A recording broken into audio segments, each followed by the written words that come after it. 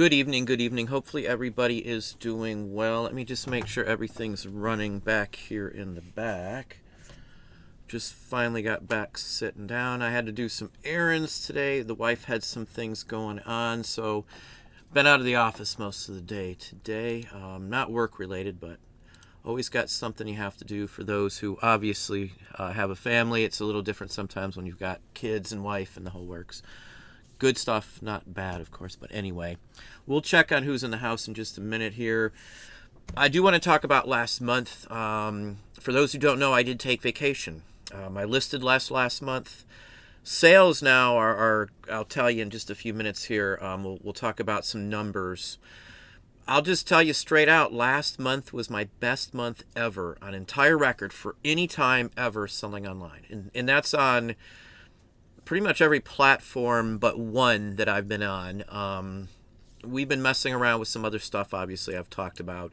We will be having back on Shopify. I still have all my stuff. It's still there. We never really closed it down. We just haven't done anything with it. So I've been tweaking it. There's going to be some stuff on there. My page will be opened shortly for those to at least see. It'll be open in Patreon a week or two ahead of time, just in case they want to point out if I mess something up or something like that. I'm going to let Patreon see it for a little bit here. Some already know what it is. I've already hollered it out a couple of times before.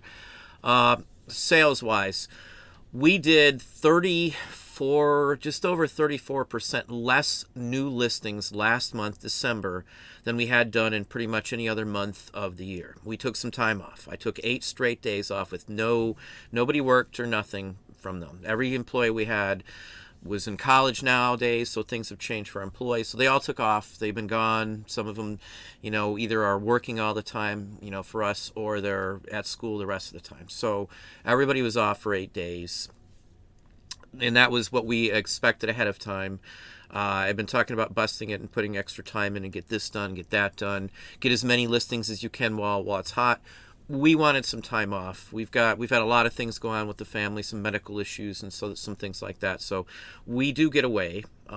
Maybe it doesn't look like it sometimes, but I do videos ahead of times for the most part. Most videos are shot maybe a week, 2 weeks ago. I've had videos I've posted that were actually finished, processed, like months ago, in all honesty. I've got videos that we have finished like a year ago that I've never actually posted, but you change your thoughts, you change your minds and stuff like that. So anyway, I post stuff while I was gone. When we went on vacation, I'm going to holler this out because somebody asked me to cover it because of the vacation videos that I've had up with some of the sourcing we did in the Smoky Mountains. When you go on vacation, you put it in vacation mode. But you can't just do vacation mode, in my personal opinion. You also need to change your handling time. Now, we were very careful on how we did our handling time, how we closed it down, because everything was still open. We just put our store in vacation mode. The first couple days we did have help, so I didn't have to put it on vacation, even though none of us were here. We've got employees, of course, so I've got people I can trust to come in and do whatever I need to do. So it was actually open for a couple days while we were gone, and then we rolled it over for the last week of it. Actually, we were gone for 9 days. I'll strike the 8. It was actually 9. So, 33, 34, 35% less listings. Sales were through the roof. And that's with us taking the ding for extending our actual shipment time. We have a 1-day business time most all the time, except that specific time, and we extended it out. 6 days, I think, was the max. We extended it out. Again, we extended ours in eBay. We use business policies for everything. We use the vacation mode, went back in and just changed our handling times in business policies. So I had to change like 6 spots the business handling time. Now I'm going to tell you the drawback at the end here in a minute on that, because there is some glitching. It's not really a glitch, but there's some problems when you come back to get that started, which I'll touch on real quick in just a minute here. So we did all that, sales, everything. I kept answering emails while I used my phone. I'll show some photos. We were out in the middle of nowhere, everywhere we stayed, several cabins. The closest anything to us, and only in one direction, was a quarter of a mile, a cabin on the side of a mountain. It was out in the Smokies, and it was a very long drive, and not very long, but a winding drive through hills and rocks and all kinds of cool stuff. It was really an enjoyable time. There was no phone. You couldn't even hear a single car from where we were at. No cars, no nothing. It was just, peaceful and quiet, which I really enjoyed. They had a hot tub and, amenities and stuff and fire pit and all the fun stuff, So kids went with us. It was just the family. Again, we have other relatives and stuff, but we rarely get out to be with ourselves as a family, and something that we do. So I still ran the business that way. I still answered. I still sent out offers to watchers. I used my phone for the first time in a long time on doing that stuff. I'm not a big fan on the cell phone. The app for eBay is missing a bunch of features. It's not a full-featured app for anybody who's used it versus the standard website version of it. It's enough to send out offers to watchers and accept and do basics on research, and that's about it basically that I use it for. It worked okay for that, but I did lose some sales. I can track sales from the day we put it on vacation mode to the day we started back to regular shipments. The 1-day business time. You can tell the drop. It's a noticeable drop. We would have probably made a few $1,000s more in December had that drop not happened. It wasn't terrible. I was really surprised. We were doing still really solid numbers. We ended off last month with an average sale rate for the store I share at $1,000, just a hair over. That's an average daily sale rate. The sales-wise were way up from last year. It beat, as I said, the record I've ever had. And that was with our expectations changed after October 12th through the 28th, when we took the hit from eBay changing the structure of it. Now, I've dug into this because I think there's something going on with the way eBay's changed it, and it can help you if you figure out what that is the point. I'm probably going to call out some things on a video coming up for Patreons for that aspect of it, because I have to 100% tie the record sales to some things we've been talking about, some things we've been doing in our store, and it's really been really helpful. Now, we hammered our store anytime I was available, which is almost every day except on vacation. We hammered the store, and I still am hammering the store. My sales right now are literally dollar for dollar what they were last month, right this second, and I don't expect it to take a dive, because our sales, even up until 20 or so minutes before the show, this isn't a brag, the opportunities are there, I guess, is the point. And I don't want somebody thinking I'm just trying to dog on those who don't have sales. The opportunities are there. This is not what I expected at all for sales coming from the last month and a half, especially since October, of what's going on with this. But in all honesty, there's definitely some good changes to that. I don't do promoted listings either. Let me throw that out there. I won't even touch the pay-per-clicks at all, because I don't sell the items that would warrant it. Now, pay-per-clicks I've used them, like with Amazon and Google and stuff like that. Pay-per-clicks actually work when you have multiples wholesale items. I've talked about it. I've never denied that I haven't used them. I've used them before. They worked very fine if you know what you're doing and you study the charts as to what's the best keywords to target for your specific item. Hey, 5-Day Flipper. Well, thank you very kindly for the super chat. Good to have you in for a live chat. Thank you for coming in, and I do honestly thank you for that super chat. I honestly don't pay much attention to it. I do appreciate it. I sincerely do. Sales-wise, let's hop back to the topic here. Again, super thankful for that 5-Day Flipper. There's some changes that I honestly feel are good for us. There's some folks that are using pay-per-clicks that I've personally talked to. I've seen their numbers. If you sell wholesale and you have multiples of the same items, you'll get more sales from what I've personally seen using pay-per-clicks. Not for antiques, not for collectibles, not for vintage. They're for items that you're going to have those listings up for a length of time. That's it. The same items, and you have replenishables. That's the only reason, in my opinion, I would ever use a pay-per-click, and I have used it, but I would not use eBay's traditional promoted listings, because what we're doing works far better than any of the promoted listings. And even I did some videos. It's not something I came up with, the self-similar and all that stuff. A lot of people have done it in the past. Point being, I've talked to I don't want to exaggerate, but I've probably had more people reach out after seeing that video that said that that personally fixed their store sales than anything else. I got numbers from a lot of people. People send me sometimes screenshots. People send me numbers. People state how much they're selling. I've looked at their stores. People I know, people I trust. It's a trend for a lot of people. There's certain other aspects that work far better than promoted listings. And I'm not saying, something trying to deter from the fact on promoted listings, but in general, my opinion on any of the promoted listings, if you don't have mass quantity on them, it's not good for you.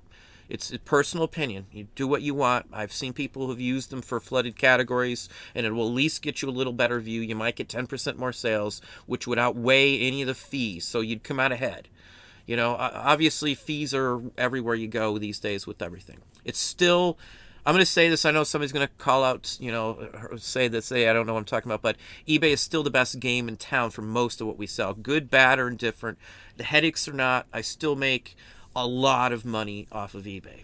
Still not even up to the halfway mark at this point. It is still there, but they haven't dropped below that 40% mark, so I'm very happy. If it's 25% of our income off eBay, I can afford to ditch eBay.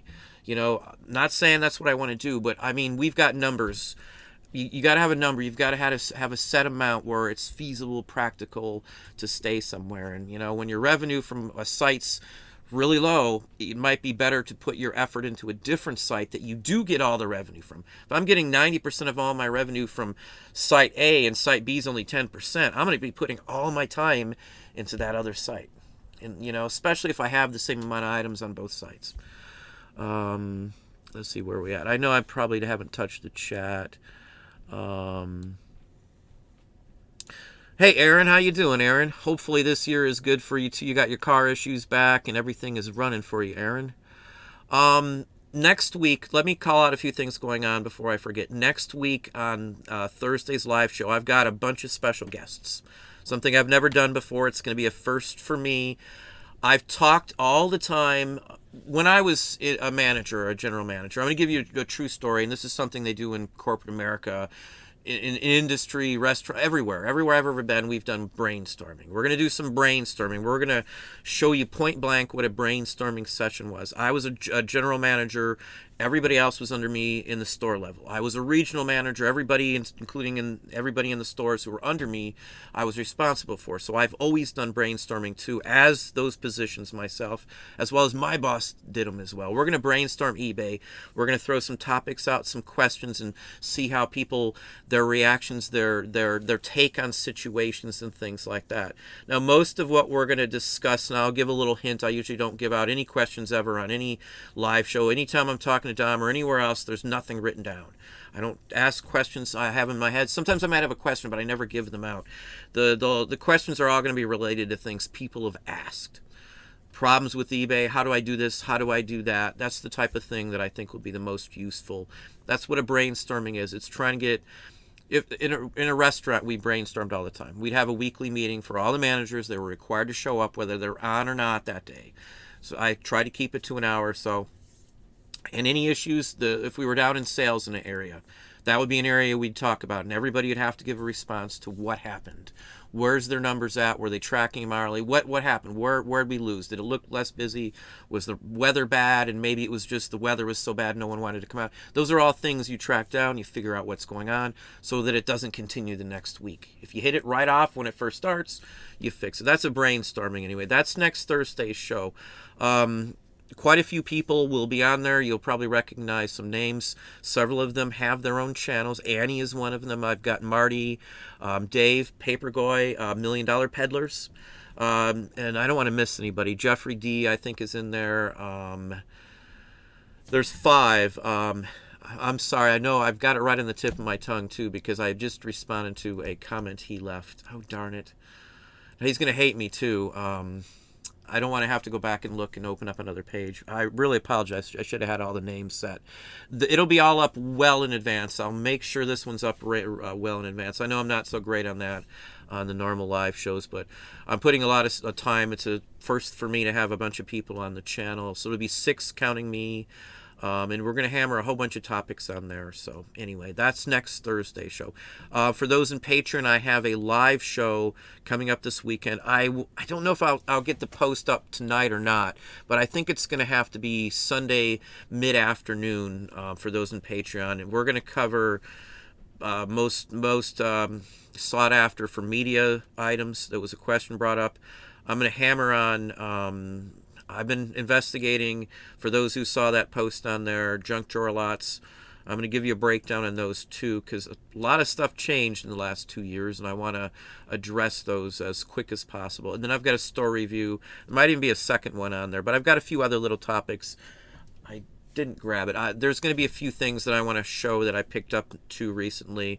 I've got some more trade cards we just got in, a pretty massive lot of Marvel Universe 1, 2, 3, 4, all Impel originals, 90, 91, 92, 93s, something that's really hot right now. So that's something I constantly look for. One of my pickers really came out this way, and I probably had, there must be 70 or 80 holograms in there. If you know what those are, I've done videos on those. There's a couple cards in there I should get probably $300-400 or better on without even sending them in. There's a bunch that I'll send in if they grade high, which these all look like pack fresh. 9.8, I would gather, bare bones bottom end on some of those. So anyway, I'll probably talk about those in another video coming up soon. But I still have video from our trip, quite a bit of it. I did have the camera on when we were there. So you'll get to see some more of that. We're actually going somewhere to take my son somewhere for a college thing. So we're going to probably do a little travel with that too here. It's in the near future. There's Jeffrey D. I see you in there. Good evening. Geez, I was hoping I feel bad not remembering the name. I know I got to open that. I'm sorry. I'm going to have to open up the screen to see what I've got in there. In fact, I can do it quicker than that. For those in Patreon too, I will probably get to everything by the morning. Hang on one second here. I know I'm popping around here a little bit. There it is. Okay, I'm sorry, Travis. I'm sorry, I do apologize, Travis. Travis Griffin. I've talked to him quite a few times. You see him in my posts. He's in the live feed quite often too. So, Jeffrey D, Annie, Marty, Paperglade Dave, $1 Million Peddler. So, anyway, that's going to be the show next Thursday. I plan it should be hopefully a really good one. It'll be a lot of information from folks that I've conversed with for quite some time. Behind the scenes mostly, but I've chatted back and forth with Annie and pretty much everyone in there quite often over quite some time. Annie was one of the very first people. I think Annie was my first moderator too, honestly. She was one of the first ones to reach out like that. Mike was the first one that I ever talked to online. I don't know if he's in house now either, but I think I saw Carl in there too. Good to see you. Hopefully everything is running well on your side there, Carl. In sunny Florida. We were talking about Florida the other day. I used to set up at Mount Dora. Maitland Arts Center owns a couple of my pieces, as does the University UCF out there too.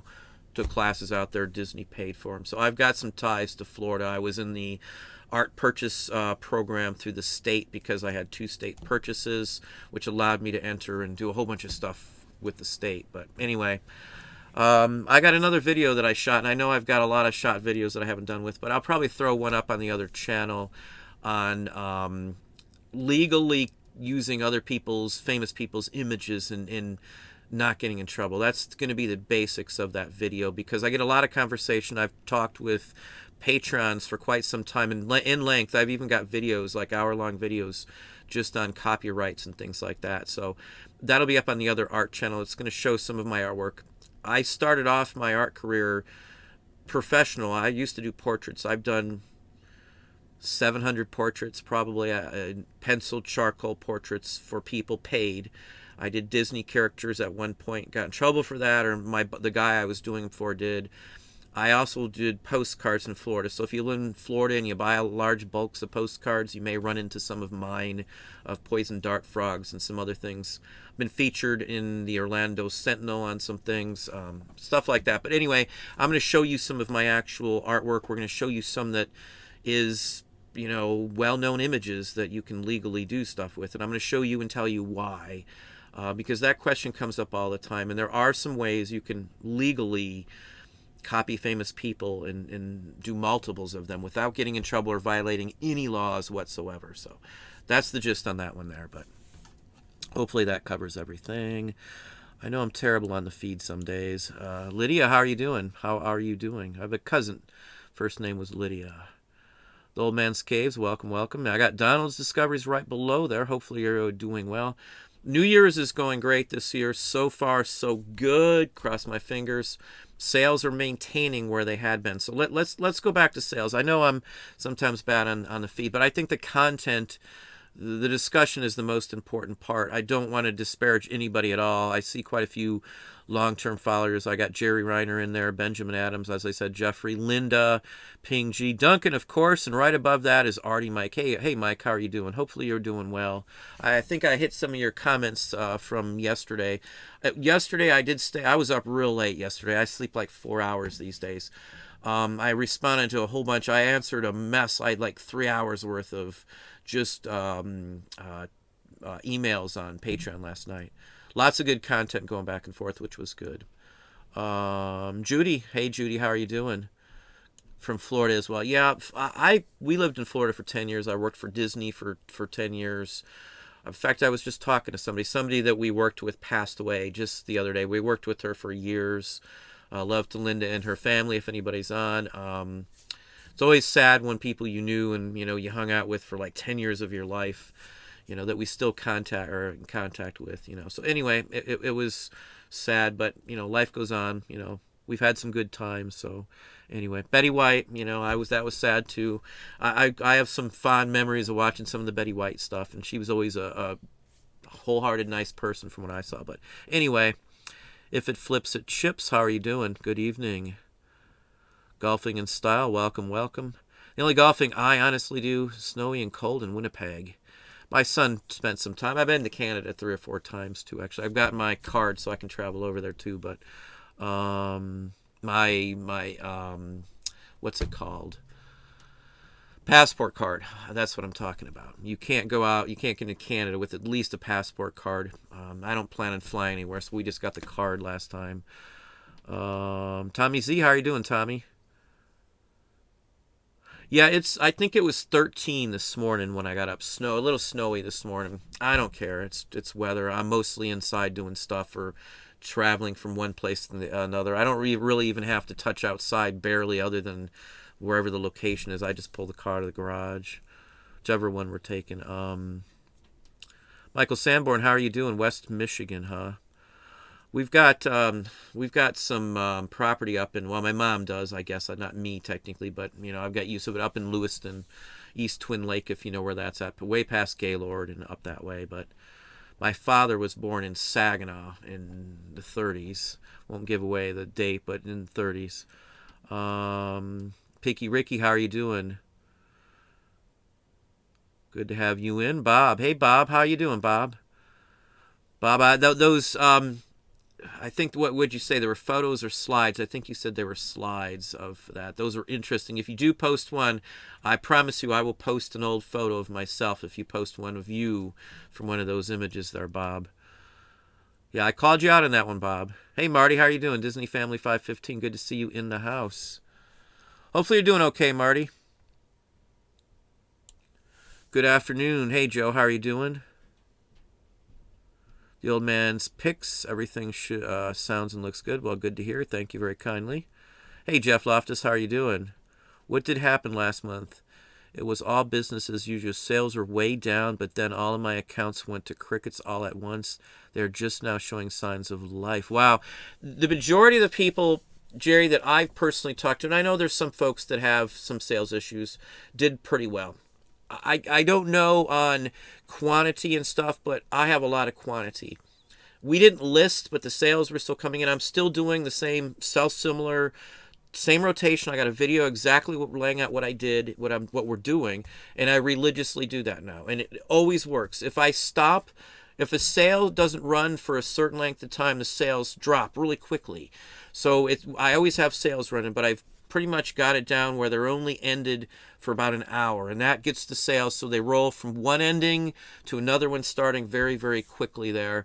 I've streamlined even that process, so it takes me, a tenth amount of time to mess around and copy and restart sales again. I do sales and markdown. That's what I do instead of promotions. And I constantly do sell similar. So I end listings. 2,000 is the bare bones minimum. I do 2,000 listings. I end twice a week, and then on the third time when I'm ending them, I'm self-similaring 3,000 actual listings. So each and every week, basically, what's that? That's 7,000. So basically 1,000 a day I'm doing of my listings. We have 30,000 listings, so basically a 30-day month. Every listing I have is renewed, or all the dead stuff hanging on it is gone at the end of the month. That's the goal.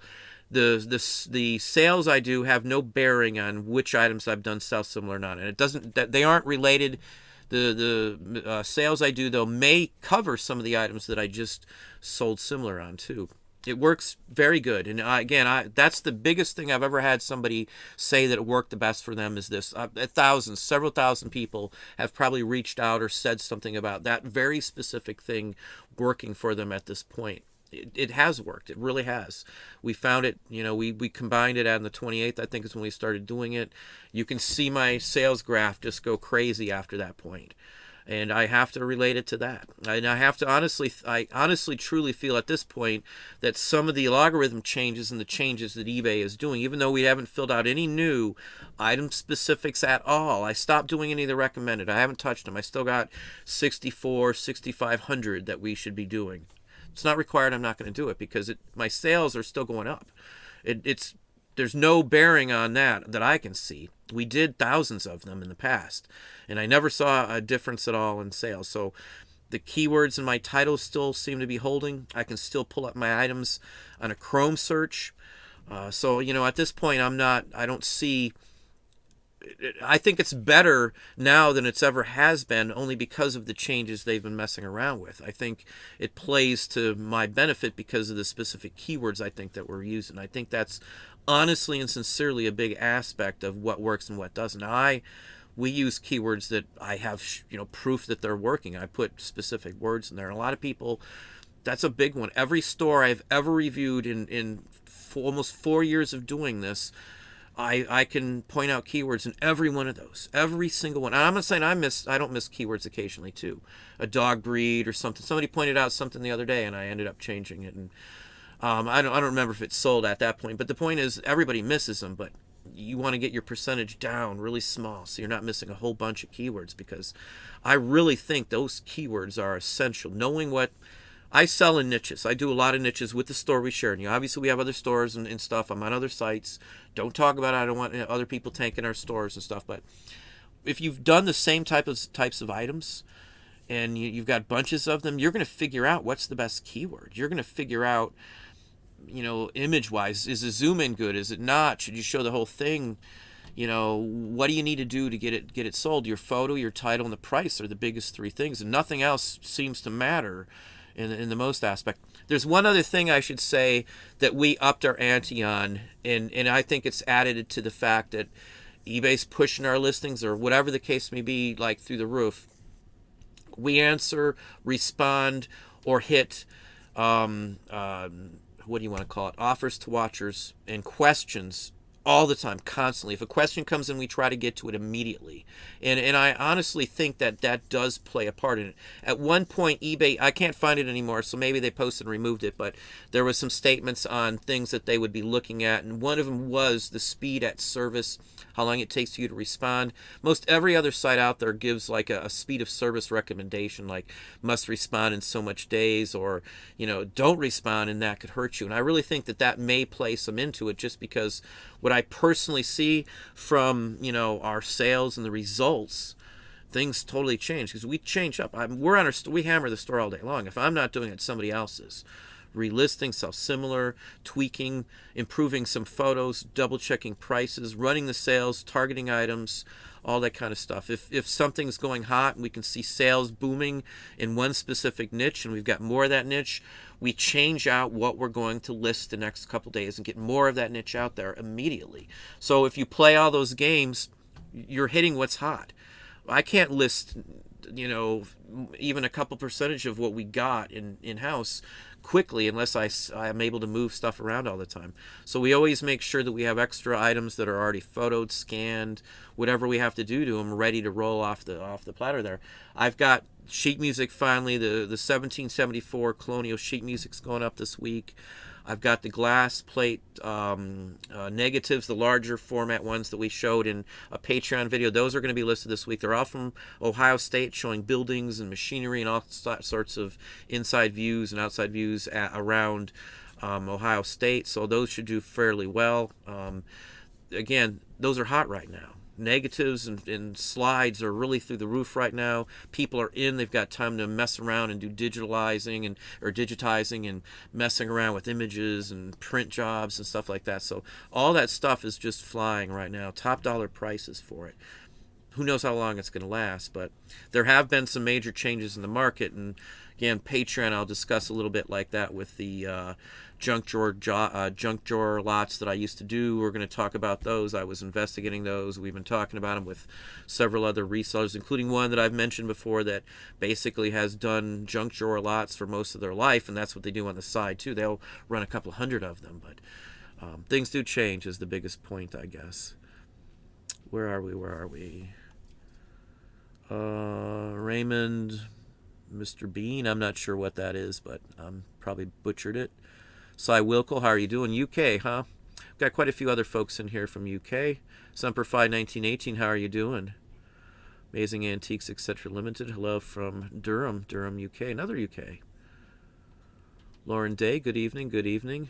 Nantique, good play on words there for sure. Brenda Attree, how are you doing? New Jersey. I've been through New Jersey a couple times. Hey, Michelle, how are you doing? Michelle's been a long-time follower. Hopefully you're doing well this evening. Benjamin Adams, how are you doing? Iowa Park, Texas.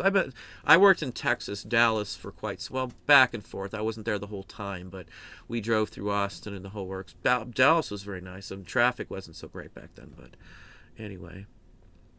Debbie from Chicago, welcome. Caleb Stone, good evening. The Aussie Hustler.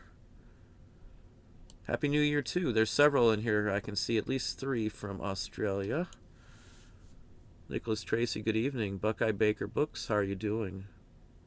90 minutes east of Cleveland. I haven't been to Cleveland in a while, a year or two probably. I do get out that way once in a while, though. I've now got too many repeat buyers on eBay. Every time I get in more Queen Victorias, they sell out. Does it never end? Nope.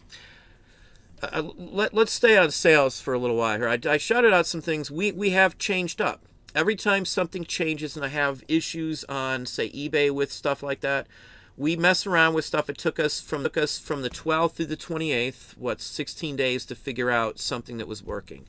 We tested it, didn't work for a few days. Sales didn't pick up okay. We moved on to something else, and we played around with everything else, and the combination of what we've been doing is rocked our sales. Right this very second, my sales have been top-notch, as high as last month, and last month was my highest on record ever. I can't stress that enough, that it's been that great. And I've got, let's see if I can show you. This is just since the show started. I don't know if you're going to be able to see that. Let me hop over to, I don't know if you're going to be able to see that, but I don't want to show you names of people with questions, but I think you can see there's a bunch on my phone just since the show started. Yeah, I don't want to show you. I got some questions, but that's $100 and some odd bucks right off the bat in less than an hour. Again, we bomb our store. I'm messing with titles, stuff that's already relisted. It's already on sale. Whatever. I look at titles. I go from oldest to newest and start from there, and that's what I'm doing. I know your dates change when you sell similar, but again, there's minutes and seconds on there, and I just use that to break it down as well. I can still find stuff if something happens. You're just using different numbers than you were before. Instead of like a year ago, you're having to look through things. I'm looking for specific days and seconds and all that stuff. Stuff changes and it rotates through your stuff. I think, too, with doing sell similar, it's broken up how things are right next to each other the way they are, too. Because in the past, if they relist on eBay automatically, it's whatever happens to be at that 30-day mark that's automatically relisting, and they might stick together for a very long time. But if I'm random days of the week ending and reselling things, It's spreading out my presence, my footprint on the site even farther from what I see. So my listings are now, instead of some of them jumbled together, you can look yourself. You can see where your listings fall with other people's listings. But they're not all jumbled together. I won't have a whole bunch of my listings on the same page, and then the next page there's only 2 of my listings. My listings are like all over the place now because of doing the self-similar. I've talked about footprint, and I honestly think that has something to do with it too. I brainstorm these things with other people too. That's the conversation for next Thursday. So I really think this all plays into that. There's a lot of stuff going on that all combines to work its magic, I guess you could say. It's not really magic, but again, hammer your store. Constant action on your store. Constantly going out and sending offers to watchers. You don't have offers to watchers? Run a sale for 20% off on some items in your store. 20% of your store, 30, 40, 50, whatever you want to do. Right now, again, I do 3X on most prices. So right now, I think the highest sale price I have is 25% off. But I got 21,000 out of 30,000 items on sale right now. And even if they sell at the sale price, it's still over my bottom end anyway by more than the third in most cases. So, price structure wise correctly. We'll talk about taxes too, because I've had a couple people personally message me and ask me to talk about the $600 tax aspect too. Ina at E-Commerce Bytes had an article on it too. I know she obviously hears a lot from folks who write her letters to the editor. She has a bunch of those on there. A lot of people are upset with the fact. Let's just run into the taxes real quick so I don't forget. It's $600 if you're making more than $600 on a site now, any site, the site has to report the income to the federal government. Well, I shouldn't say income, the sales. That doesn't mean you made a dime on that percentage. You don't have to report a profit made if you didn't make a profit. It's a loss. You just report, your cost of goods is over the cost of what you're doing. And part of the conversation on Ina's article on there too was talking about hobby. If you're making a profit, even on a hobby, you got to report that. If you do a garage sale and make a profit at a garage sale, technically you are supposed to report that too. I talked about that before. A lot of people think I'm crazy, but that's true. If you're making a profit on something, you're supposed to report it. It's income. There are limits where if you only make this much income, you don't have to pay anything on it. And in the past too, there was a $20,000 limit, 200 item. You had to do at least 200 items and $20,000 for that company to automatically report it to the government. It didn't mean that you weren't required to pay taxes on anything under that amount. And whether people think that's the way it should be or not, it's not the way it is. You still had to report it. Even though eBay didn't report it, you still have to report it. And for those who didn't report it, I personally knew someone who didn't report his eBay stuff for years.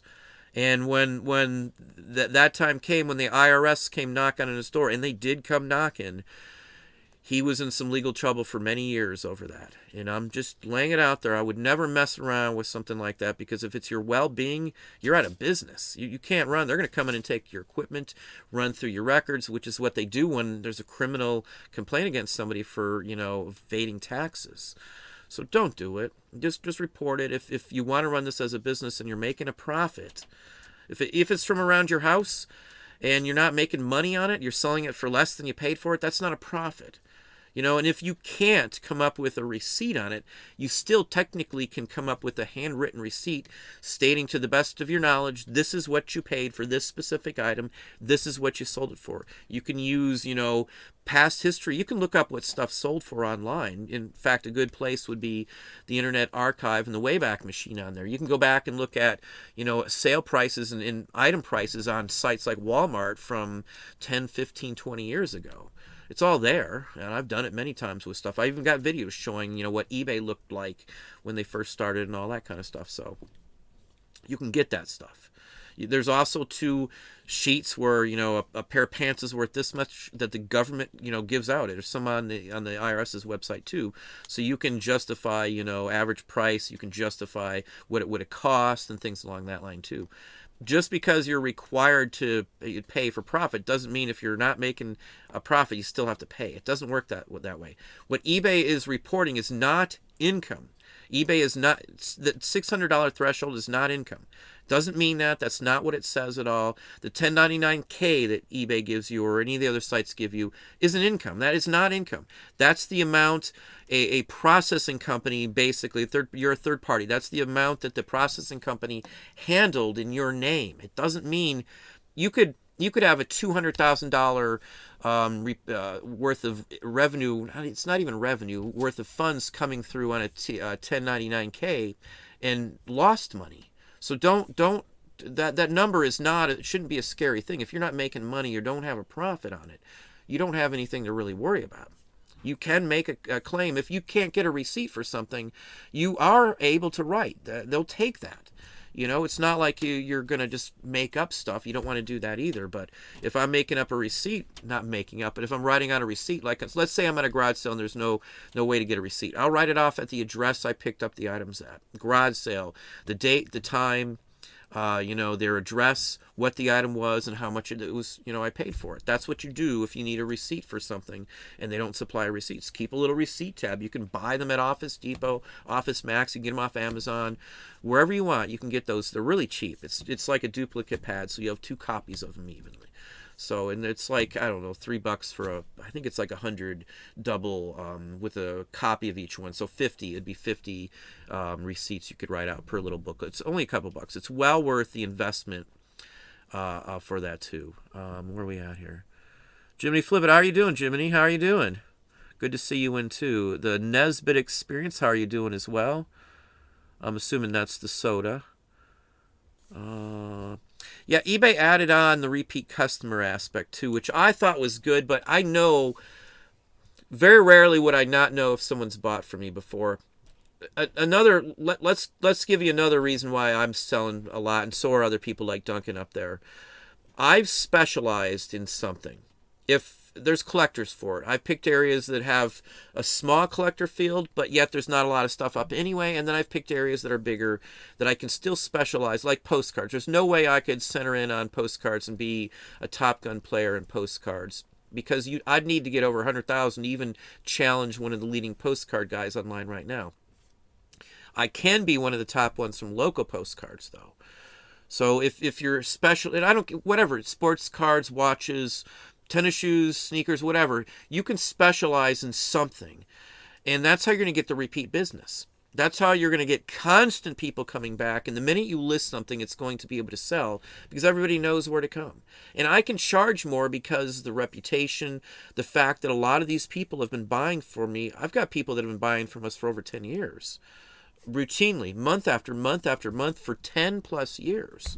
No exaggeration. I swear to you, that's how long people have, more than 10 years, 14, 15 years in some cases. One of the ladies who bought 4 cards, I got some little short clips I did of some of the stuff, but one person buys on average $80 every week or two. Every single week or two, they're buying $80 plus. Whether that's their budget or not, you can tell that. You can tell when their payday is too. Every other week if they get paid, or if they have extra money, they buy them sometimes besides that. So these are things that take some time to build up. And if you're just selling one-offs, yeah, one-offs are great if you're making a lot of money and you can buy them. But the market to purchase right now is terrible across the board. There's some good deals still here and there, of course. But overall, for the average person who doesn't have some long-time skills, and this is no criticism. I didn't have any skills when we started either. It's real hard for those who are just, don't have the skills or know-how for certain aspects and certain things. You're going to just be with a lot of other people trying to get the same items.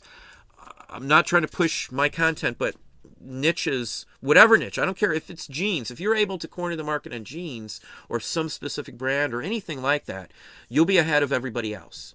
Because everybody's going to know. They're going to see your name like on every page. That's why I say when you sell similar, it breaks up where your listings show up versus everybody else's. So if you list a whole bunch in a row in a category that's not a quick category to have new items listed, and 20% of the new items listed are yours, or 100% of them are yours, it spreads out, or it compacts your listings depending on how you do it.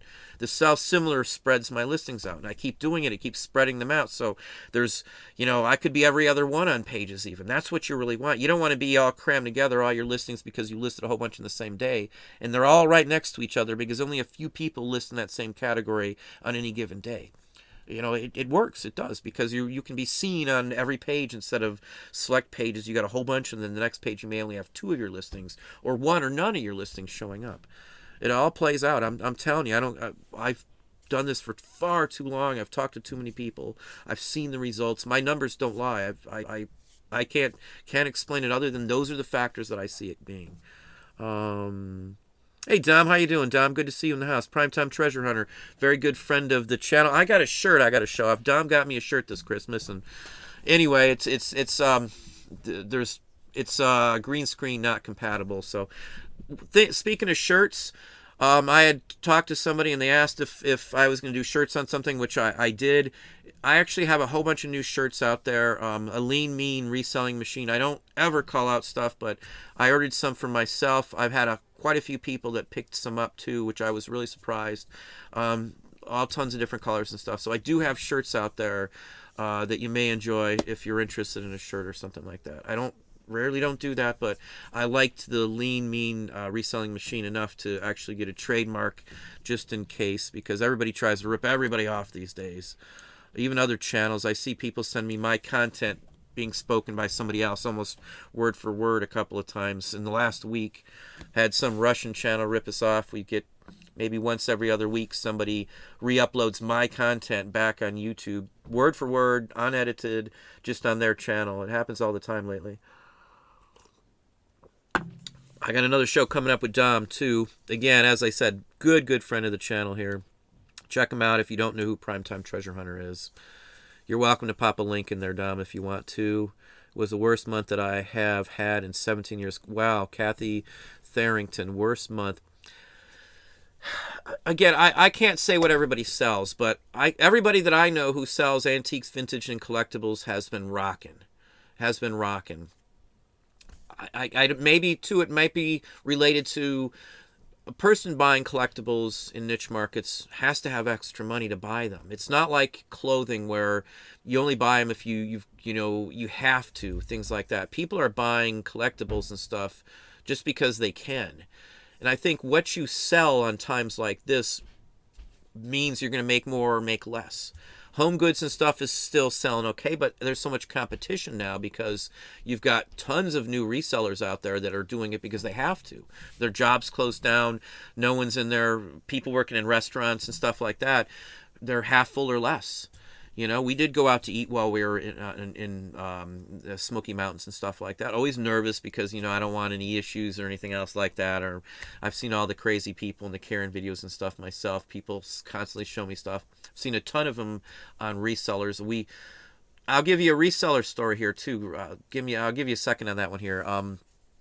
Again, I do honestly feel that selling in the niches is going to be the best, most safest way going forward, with Vero's coming around and big companies now bragging on reselling their own stuff.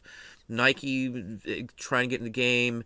You got Topps baseball card company and purchase going on, and you've got people trying to vault items, and it's going to be tougher. Nowhere near impossible. It's if you really want to do this, anybody can, but it's going to get tougher for those who are casual and things like that. It's going to be a concern. So I honestly would recommend getting at least some niches while it's still a viable area. Even niches that I sell in have changed in the last few years. Some for the good, some for good, some for bad. I watch the trends. You got to. I'm telling you, there's just so much going on and so many things that you got to pay attention to in this. Read e-commerce bites. Again, I know I write for it. I'm not just saying that. I've talked about e-commerce bites since day one on here. I've read her before I was even on YouTube by years, in fact. There's a lot of stuff going on. You got to pay attention to stuff going on. Niches are honestly one of the safer areas to go in when it's like vintage and collectibles and stuff, because it's very hard for a company that doesn't exist to come after you anymore. There's just so many people. I don't know about Dom or any of the other YouTubers out there, but constantly I get folks that get dinged for stuff taken down, Vero complaints and stuff. I hear it all the time, and I've been hearing it more now so than ever before. Every time I look at the Vero page, I keep track on how big it gets. It gets bigger all the time. Amazon gates things, new things. We've limited a few items they gated us on recently. I couldn't produce a receipt, so no more selling this item or that item. They gated some crafting supplies too, because I don't want to show you, but I'm fairly heavy in NOS crafting items on Amazon as well. I do extremely well, but some of the companies now are being a little more aggressive on who sells their items. So it's going to be one of those things. Again, another reason why you should be on eBay and Amazon if you do RA or NOS or wholesale, because one site may gate you on something and the other site may not. So if I can't sell it on Amazon, I sell on eBay, and sometimes it works the opposite way as well. So anyway, where are we at? Hey, Tommy Z, as we said. Lisa, how are you doing tonight? Black Crystal Dice, greetings as well. Pam S., how are you doing, Pam? I think I saw something from you as well on there on Patreon. I'm going to try to get to some more questions on Patreon emails too. I know I've got a few that came in just since yesterday. As I said, I was answering emails last night till like 3 in the morning on Patreon. So anything that's up has been probably posted sometime after that. So I will call 24/7 really is a way of life. I'm sure talking about doing this, I'm on all, I'm like on call for eBay. I can stop or do what I want. We were at a dentist appointment for several hours with the wife today, and I was literally sending out offers to watchers, or viewing something else, or I don't list from my phone. I don't do that. I hate the listing from the phone, but I mess around. I'll change titles and things like that if I'm bored or something. I'm out, I'm stuck somewhere, something like that. So I'm always at it, and I don't have to. I could turn this off. It's not going to hurt me. But I like doing it. I'm addicted. Me and Dom talked about this on a show. I'm addicted to eBay. I'm addicted to reselling. I'm addicted to the collectibles and stuff. Sometimes it's hard to even want to sell something specific. I keep things too long sometimes. People say I should list stuff more quickly or do this. We're always listing something, but some things I don't mind if I have sitting around here, like that sheet music. I showed that out in a video months and months ago, and I'm still finally getting it now listed here. I haven't even touched the colonial newspapers I got with a month or two before that. There's Carl. How are you doing?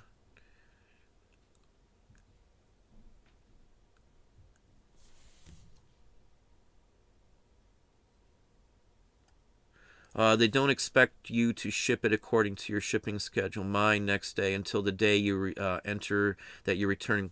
Yeah, some don't, but if you don't change your handling time, they can leave you bad feedback, even if you're on vacation mode.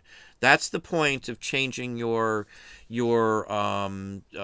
shipment time frame, because they can still leave you feedback. Even if it says that, I've had so many cases from people, including screenshots, arguing with eBay on chats that eBay wouldn't cover it, that they got a ding for items that were on sale, or not on sale, that were sold while they were gone.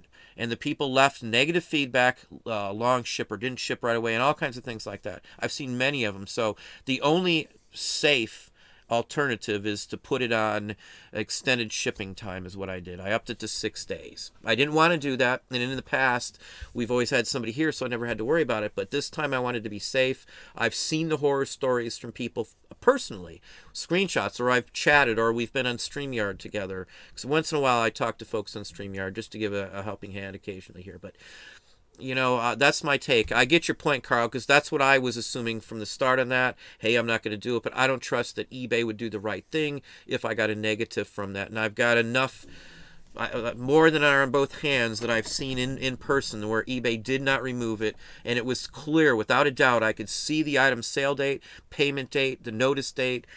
I took a screenshot of my vacation settings before we left as well, too, just in case eBay came back and said, hey, that's not what it said, as well. So, because I don't trust them. I just don't trust them.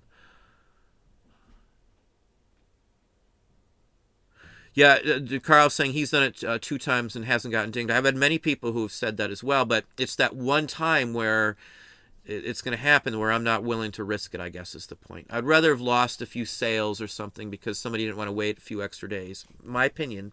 But I feel safer doing that again because I've probably seen, at least a dozen or better firsthand examples of why you won't want to do that all the time, because eBay doesn't always stand by their word, It got into some anecdotal evidence or information based on an hour time. It was just not what I was expecting would have been the case. But I get you though. Aloha. Hey May, how are you doing? Another Hawaiian? Heading to Vegas this weekend. Any recommendations of places to? I have not done much at all. Goodwill, Salvation Army. I've been through Nevada. We drove through it. I don't think I've ever sourced in Nevada at all. I don't think at all. I have driven through it, but that's about it. Maybe we stopped for gas once, but that one I couldn't tell you on. Joe, the Breadman Reseller channel, how are you doing? The past 2 weeks sales have been phenomenally. Just continue to have problems with my items saying I don't ship to that location. Yeah, we went over that. That was an issue that eBay was having quite some time ago. What was it telling them? Yeah, I don't ship to them. I got that too. So if I sent an offer out or they're trying to buy and making an offer, it would tell them that I wouldn't ship. It's still been an issue, but most people, that's only lasted for a little while from what I see. I have not had anybody tell me they've gotten it, and we did test it, I don't know, a couple weeks ago, because I had other people saying it's happening again. They just never fixed the glitch, just like people with the media mail and stuff, and I just got an article on that on e-commerce too, but the mail is not a glitch in my opinion. I asked personally a very high-ranking person at eBay, flat out, what's going on with the media mail? He said he would look into it for me. I addressed it to him several times. He never responded. Back then, he was head of seller support. Still works for the company. He's a 20-year veteran. Dom knows who I'm talking about. No names, though. I don't want to give out any names. But the point is, they've known about it for a couple of years ago. I reported the issue when they were blocking books being shipped in categories that weren't books. It's intentional. It's got to be. There's no other way. Unless they're the most incompetent IT guys on the planet, it's intentional. They've probably got something going on with the post office to get the rate, to stymie those people who are trying to ship items. Because in the past, so many people would bypass legal means or use, post office supplies to ship other methods and all this other stuff. So they're just trying to stamp it down, is what my opinion is. Now, anybody who's doing that, anybody who's violating the laws or shipping wrongly intentionally, you're going to get caught. Because eBay has opened up the back door, and I guarantee you the post office is one of those people that is allowed to come in there and check if you're trying to rip off the post office. They don't need permission anymore. This way, eBay's free of takedown notices and all that stuff. They can just say, well, you got access to it. It's not our fault if it's still up. It's a liability issue. I'm sure of it. So that's my take on it.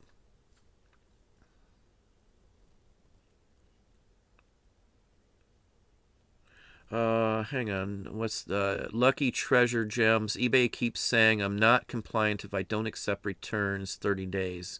Anyone else? It depends on the items. I think there might be some specifics maybe on very few specific items, or it might be based on what your settings are on there possibly too, or what your level of seller level is. Like with 30-day returns. I've had people tell me this is wrong, that's not the truth, you don't know what you're talking about. If you want to be covered in every aspect, 30-day returns is required to get feedback removed in some circumstances, as well as our free returns are required for some certain circumstances. So if you're not doing 30-day return options, whether they're free or not, you are losing out on some aspects of coverage when somebody would want to leave you bad feedback. It's not offered to everybody unless you do that. It's in the guide. I've even got videos showing exactly where it states that. There's like 2 spots in the user agreement, 2 little lines that tell you these specific things. If you don't follow that, like in one of them, it's if you don't offer, they won't allow you to get like a full refund, or there's a couple stipulations on there. You'll have to read the specific cases, but if you don't offer 30-day returns, you're not covered for certain things. I don't care what anybody says. That's true. It's in the user agreement. It's still in the user agreement right now. Look it up, read over the returns, read over the user agreement, because most people never even look at it, in all honesty. I didn't used to, but, the last few years, we've drilled over every single page of that, because I don't trust them not sneaking something in.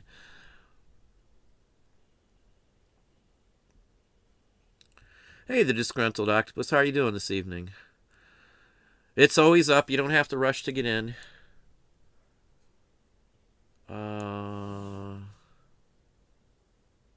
Had to end and relist with new shipping. Yeah, it's not Lucky Treasures. Man was don't ship to that location.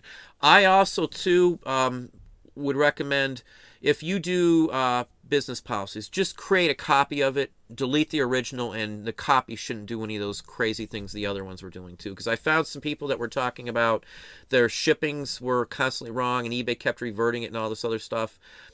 I started all new business policies. We just copied, created new ones, and changed up a few things to make sure it matched what we wanted. We haven't had those issues with, you know, them telling them we ship only this means and things like that. So if you use business policies, it'll take a couple minutes, in all honesty, just to create new ones.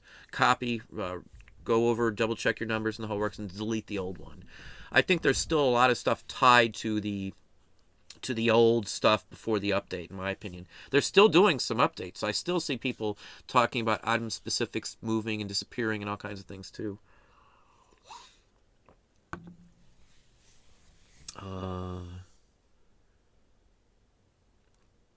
Hey Trina, how are you doing? Hopefully you're doing well. All four of us were actually sourcing, yeah. The wife, we've got more video with the wife in it too. She's not big on the videos as much, but we had fun, and you know, it was a fun experience. I like going out. People say, well, you know, you're on vacation, why are you doing that? I've sourced before. If we went somewhere before I was, you know, doing videos or reselling, or we were just out, I've been going to antique stores since I was like 17 or younger. My cousin was a big antique dealer around here in my local area. When my grandmother passed away, I helped him go through the entire estate, and she had just a full house of antiques back then. So I learned a lot from my uncle and a cousin, honestly. So I like doing that. We collect some things, you know. I like some things, so we love going out, and we buy things for people while we're out. And I've got a list of people I buy for as well too. As a seller, sometimes you know what somebody will want, so I can. I'll tell you this. Pretty much every time we've went on vacation, we do that. I've paid for the entire vacation and made a profit, because I'm able to source while I'm there, and I can get money coming in that way at least. So, and it's a different area. It's different. It's unique. We get to see new places, new things, and stuff like that. Thanks again, Trina, though. Winter Crow, how are you doing? I've never had a return request, except one in 20 years when a buyer said something I sold was haunted.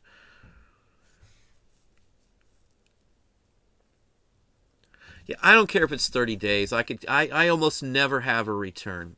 The only returns in fact, I think every item that's ever been returned in like the last 5 or 10 years has been returned almost immediately, you know, and I don't care. If they open up return, once they open it up, they can't leave me bad feedback no matter what anyway. It's worth losing a couple bucks, in my opinion, to be covered from the feedback issue.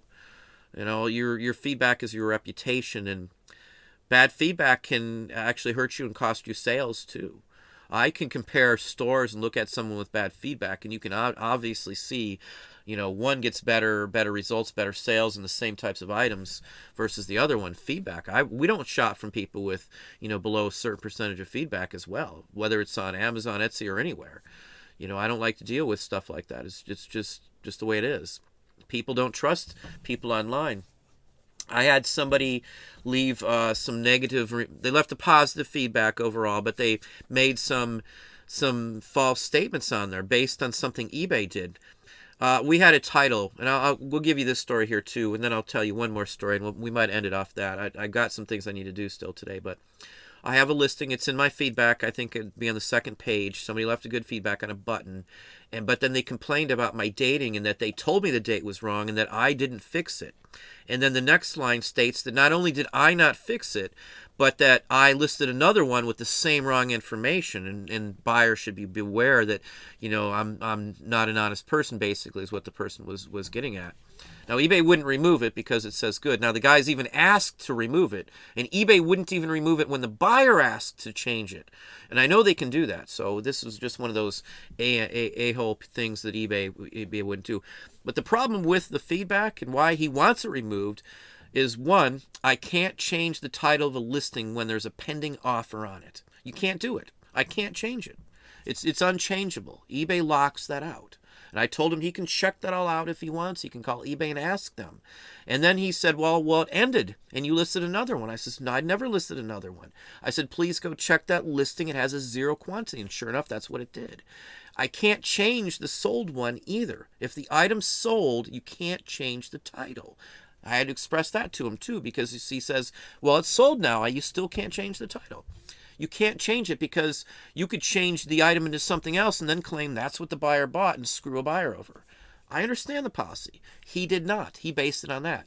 He assumed I listed another one because even I've got 0 quantity option on my listings. That's why most people can't see what I sell if you look through what the seller sold. I get people all the time telling me, you don't sell anything. You're hardly selling anything. You can't see my sales history. You can't see it because it doesn't end. Many times we delete it before it ends so it doesn't show up as a sold item. It doesn't show up at all after that point. It may still show up in solds, but you can't see who sold it. Hence the end of story. You can tell sometimes with my titles, but anyway, so I can't change the title, whether it's before or after he buys it. And the notice that was sent was by eBay, because though I sold the only one of this button that I had, eBay sent out a notice to him. He sent me a copy of it, screenshot that is, that said, hey, this guy's got another one of these he just listed. Now, again, it's a 0 quantity listing. I didn't just list anything. It's just still active. eBay's own system can't tell when there's none of something available and still propagates it and pushes it out to somebody a day after the sale. So he was mad. He thought I didn't correct it or care about what he said. And his comment was that, again, I don't blame the guy. We went back and forth, not bad, good. We conversed for quite some time. Nice enough guy and everything. He felt bad about it too. But again, eBay won't fix it. I meant to go back and have him just put another comment stating that, because I'm sure he would. But that's the point. The whole issue was caused by eBay. Every aspect of that issue was beyond my control. And eBay won't fix it, even though it's basically disparaging me, even though it's a good comment. Even though that comment violates eBay's rules, because he put the word in good transaction first, they wouldn't touch it. Even though he basically bashed me based on things that happen because of eBay's policies and how they do things. eBay, if Amazon, if you sell something and you have 0 quantity, basically it's 0 quantity in Amazon. That's what Amazon, all your listings are. You can always add more listings and, make it active and everything else like that. On Amazon, if the last item is out, you can't click on it like anything else. You know it doesn't have any quantity. eBay, they don't care. They don't know. Here, he's got another one, even though I didn't. And that was very bothersome, because I spent 3 or 4 conversations back with eBay. The first 3 eBay employees didn't even read what I wrote to them, because their comments made no sense, didn't even relate to what we were talking about. Terrible customer service these days. I don't know, maybe they've hired lesser experienced people or what, I don't know, but they were good for a while there. But lately, eBay for Business has been a joke, has been a solid joke. It's all like propaganda on their page, and, anyway. It's still, unfortunately, one of the best places to sell the vintage and stuff, though. Okay, now we'll give you one more story here. The feedback, you can go back and look at my feedback if you want. You'll see it in there. It's still sitting in there. You'll see my response, because I said I wasn't sure why he was making false statements. He explained it. Anyway, so we were out shopping, and without a doubt, I'm not going to tell you the store where it was at, because I don't want to, it might be another person who has a channel. I don't know what most other channels or who they would even be. I don't follow many channels at all, but we were at a store with the family. The wife, the kids were all there. It's holidays, a couple days before Christmas. Somebody had a bunch of toys that were on, last minute clearance, all of them in the cart. There was 2 parents, I guess husband, wife, and a child, basically fairly upset, small child, 7 or 8. The parents were furious. That was something they wanted. That the guy had them all in his cart. He had somebody with him. They had their phones out. It was very obvious they were resellers. The parents were furious. They were going to complain. They wanted to talk to the manager. They let him buy like 60 some out of these toys that were all on clearance right before Christmas, and the parents were furious about it. I understand. I get that. But the store manager, and he's got a point too, there's no policy set by the company that says he has to stop someone from buying quantity of an item. I get the point, but again, this is why I say niches are going to be playing bigger and bigger part. Companies know that we do this. And not because necessarily just because of a video or something else like that. The companies are losing revenue from in-store sales because of the pandemic. So we may have sped it up a hair, but that's about it. This would have happened because of the pandemic, in my opinion, because all the companies have now moved online. They realize that people are selling their own products from these places. I would give it a few years before these companies start to, instead of putting it on clearance, will try to sell some of it themselves, either in bulk or online, and get more profits out of it. I can see RA being slimmed down. It already is around here. I don't know about everybody else, but like Christmas leftovers and stuff like that this year, it's been very slim. Most stores only ordered the bare bones minimum of anything. And if they weren't sure, they didn't order many of them. So sales might have been a little slack, but they're saving on having to mark down and the losing cost value on their items. So, that's just my take on it. That experience made it very obvious with the parents yelling that this is going to be addressed. I can guarantee it. Too many people are complaining to head home office of this company, that company, about people coming in and buying it all. My wife was looking for dark chocolate turtles. They're the little caramel and pecans and stuff in there for Christmas. Dark chocolate, mind you. We looked all over on Amazon, and we've bought them many times, 6-7 months ago. But now it's a commodity now that's valuable because you can't get them hardly anywhere. This would be on the lookout for, honestly, but no good for us. They're $51 for a 1-pound box of dark chocolate turtles.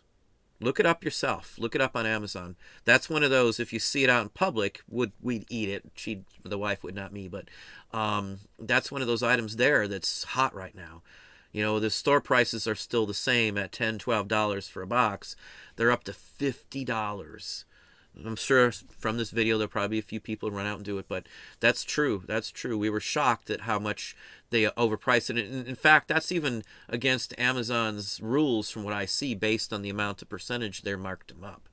But anyway, because it is a food product and there are some rules and regulations on that.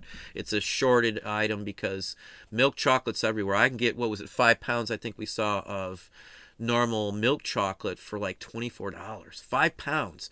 But the 1-pound box of dark chocolate turtles was $51 as of last night.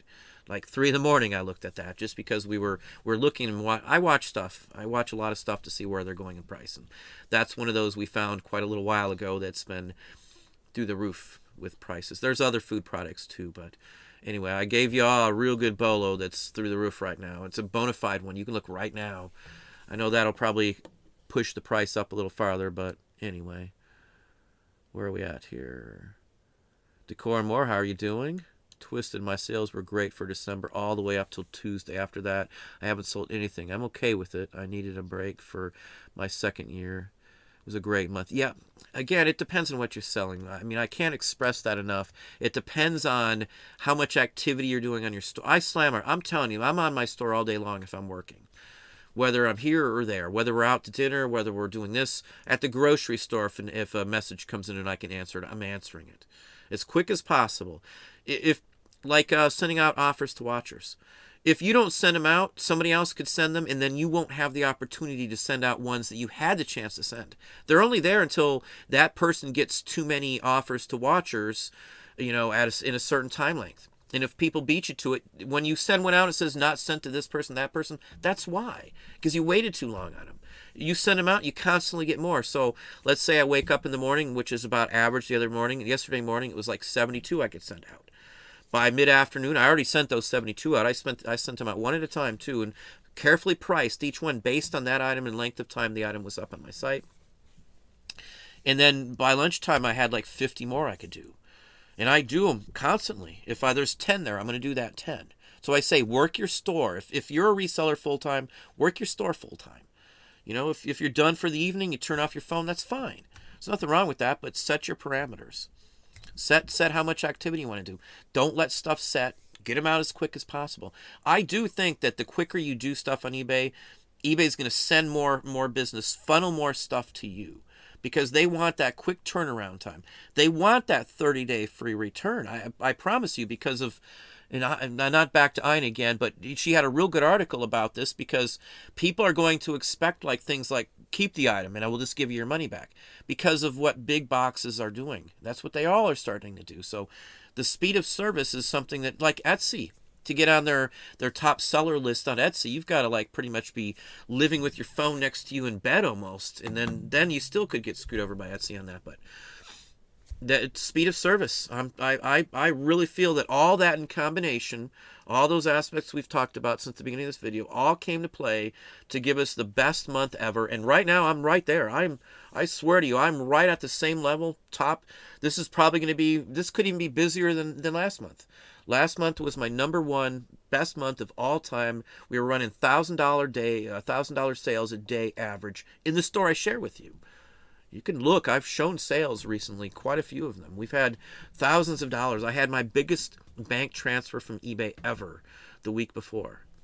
Massive. I mean, it was, I don't want to give out numbers, but let's just say we were extremely happy. Taking off, listing 33% less items in December, I still had the record sales. It's not always about getting, new items up, because I didn't do it for a third of the month. We worked the heck out of our other items, though. I slammed, when summer's going on, I'm slamming stuff in. I'm not buying once winter starts.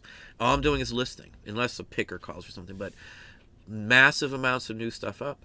Spreading my stuff out, sell similar, all that stuff works. I can't express it enough.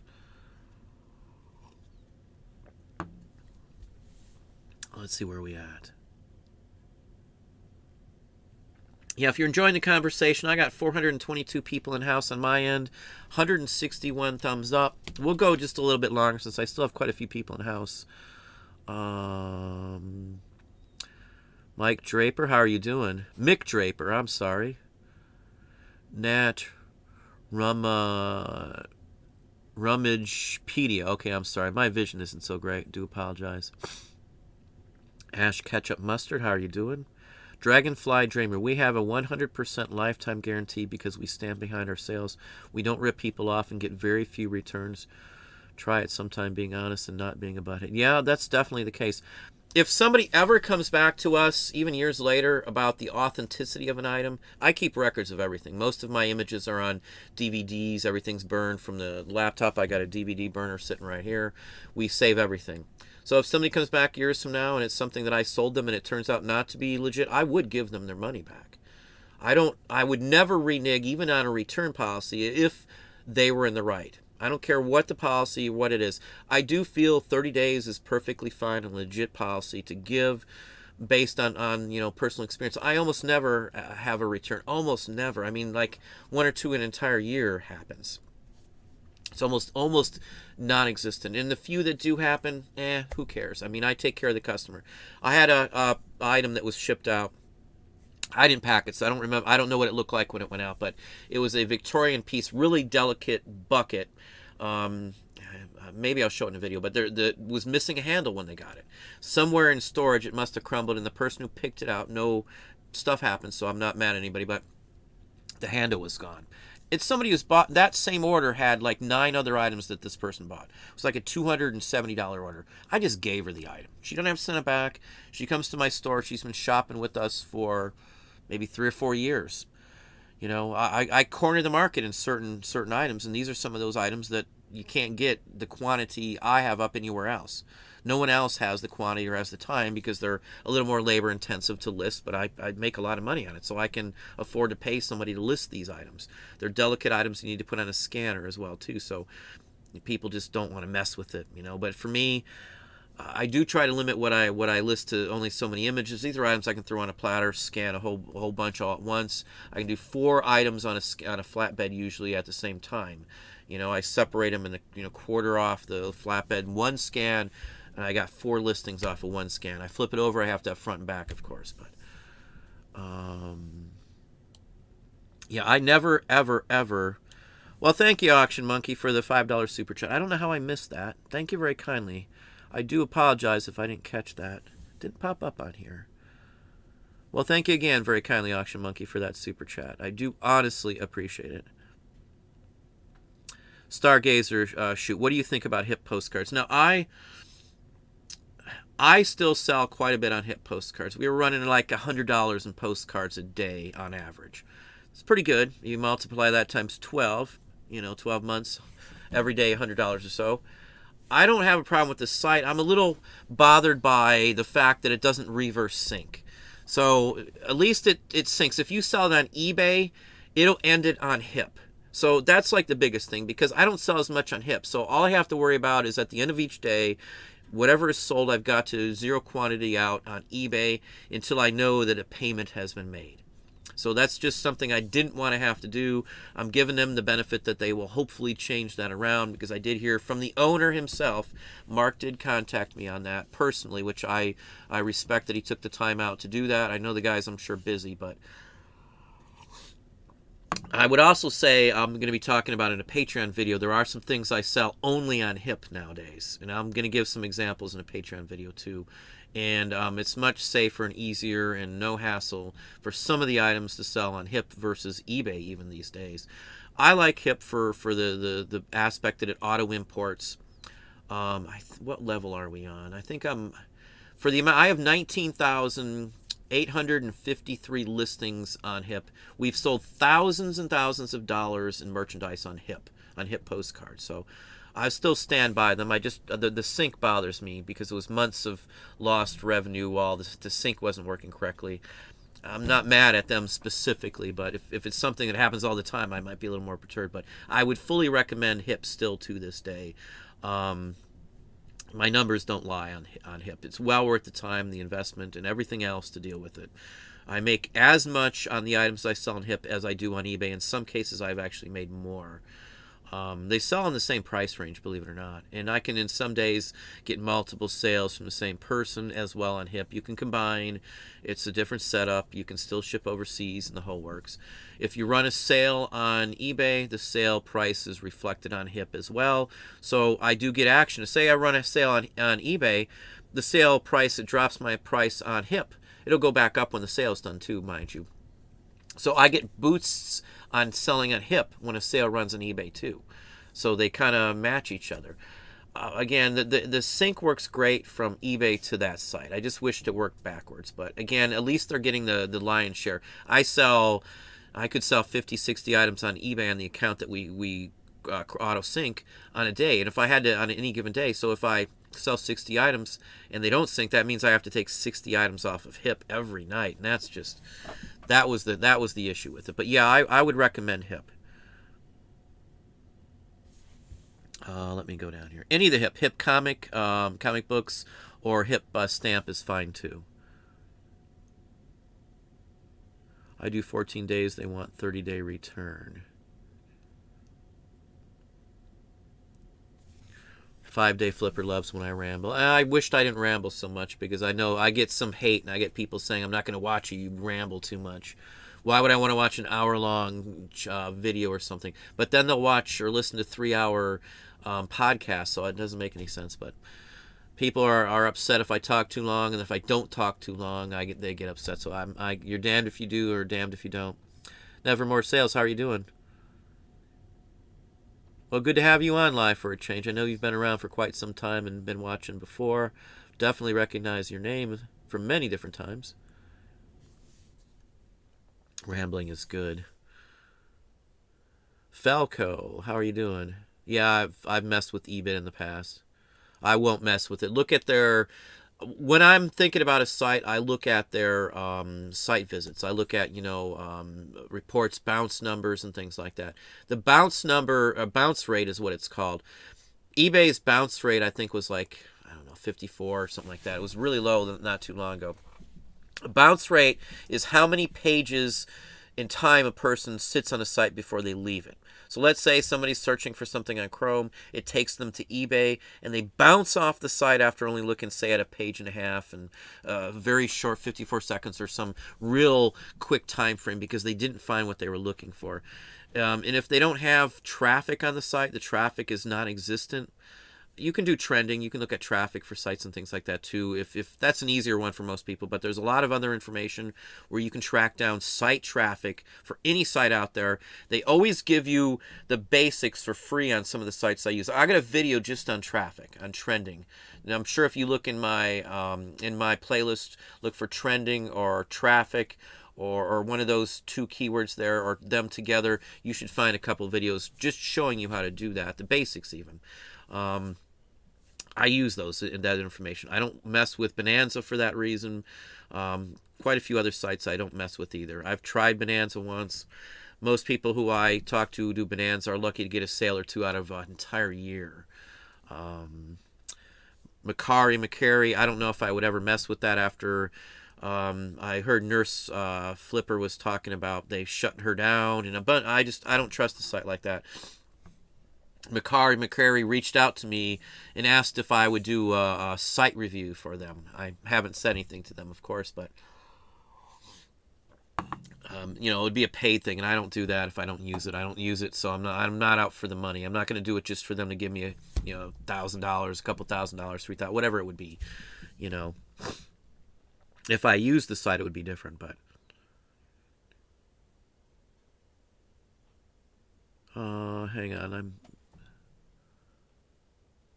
ping G. On 30-day returns, but some categories will accept 14. Yeah, it depends on the category. Some of them you don't have to. It depends on the category. That's why I said you got to look at the user agreement and stuff like that too all the time. Matthew Sowards, you should do a meet and greet or greet appraisal. I actually was going to do one before the pandemic hit. I actually had something set up. You can even go back to some videos from before that and see. I had brought it up. We were planning on doing one. I even had a place to do it at in the whole works, but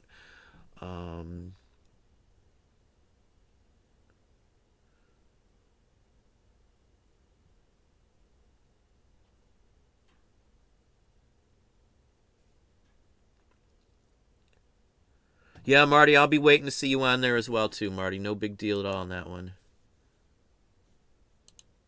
Hang on a second here. Let me close something else off. Oh, hang on just a second. Okay. Next Thursday again, brainstorming day. TEF, need 30-day to qualify for top rated. Yeah, final value free. They're not doing it the same way as they did before. It's the return aspect and getting full refunds and being able to keep money out and stuff like that, and them removing feedback is the biggest aspect of the 30-day return. They don't have to be 30-day/free for all of it, but again, with top rated plus, which again I still want that status, it has to be 30-day free returns. I am a top rated plus status seller and have been for a very long time.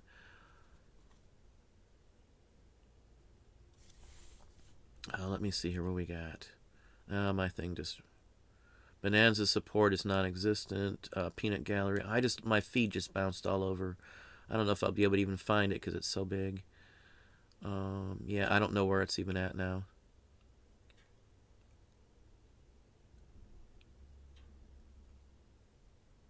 Someone said that keywords aren't the thing anymore.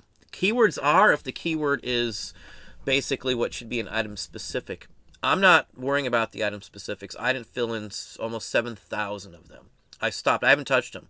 Haven't touched them since October. I haven't messed a dime or spent any effort into messing with them at all. And I don't see any changes, but my sales are going up right now. So the worrisome about a lot of that stuff, I think again, I said this one in October, this will probably level itself back out once everybody realizes, once everything catches back up, and I think that's what's now happened. So it's back to a normal aspect. This is what happened a year ago with clothing and stuff. It took a couple months for it to return back to a normal status. I think with me doing self-similar and all this other stuff, my listings are now up to date. There's nothing hanging on that shouldn't be there. Metadata isn't buried into stuff from other lists. I mean, it's all up to date on all of our items, and I think that honestly has a big say in it. Plus, it shows no stagnation in our store. It shows constant movement in our store from eBay's system. If eBay can't even tell that the item had zero quantity and not to push it, chances are there's a lot of the other aspects, like it looks like I've got all new items in my store even though they're not, and things like that. I don't think it's set up smart enough. I think Amazon would catch on to stuff like that, and they do for the most part, but I think eBay is lacking in their understanding of their own system because it's all like patchwork of stuff. It's old, it's antiquated. I've been told that some of the coding's there from the original days still, and Amazon is not that way. So I think that has something to do. I think everything, these big changes eBay does, it takes a few months for everything to catch back up and to level out to a normal playing field again. And that's what I think happened. You know, again, I'm hammering my store. If you're not hammering your store and you're not getting the sales, start hammering. Do markdowns and sales. If you might even have to do promoted listings, the old way promoted listings, not the pay per click. If you're selling clothing and new or NOS or RA items, you might have to. It's the only way you might be able to get viewership, because again, their whole goal, CEO said it, it's been said on all their financial interviews and stuff, is to get more revenue from us through more services like that. That's their whole goal. That's their whole goal on that. Like them requiring you to have like purses or high-end items, they have to be certified through eBay. That's a way to control the market. That's all that is. If it's over a certain dollar value, you have to have it authenticated, would be the route they could go for all kinds of things. They could turn into a vault like with cards and some of the other companies. So, that's my take. We're going to let it go out here. I know I rambled for quite some time. I do thank everybody for coming on tonight. We still have close to 400 people in-house. Again, if you're enjoying the conversation, please slam that thumbs up button. I do have a mixed video, I think, coming out tomorrow. I was supposed to have a video up on Patreon today, the part 2 of the community tab. It'll probably be up tomorrow. I was literally, as I said, I was with my wife for quite a few hours at the dentist, and I had some other things to do. College is coming back in and starting back up, and I had to help our kids with a few things. And anyway, it's been a busy week here already. Great week, sales-wise and everything else too. But we're going to let it go out there. I do sincerely and honestly thank everybody for their support. Again, thumbs up if you enjoyed the conversation. I've got a couple shorts I put up this morning too. Some good information I'm hollering out there.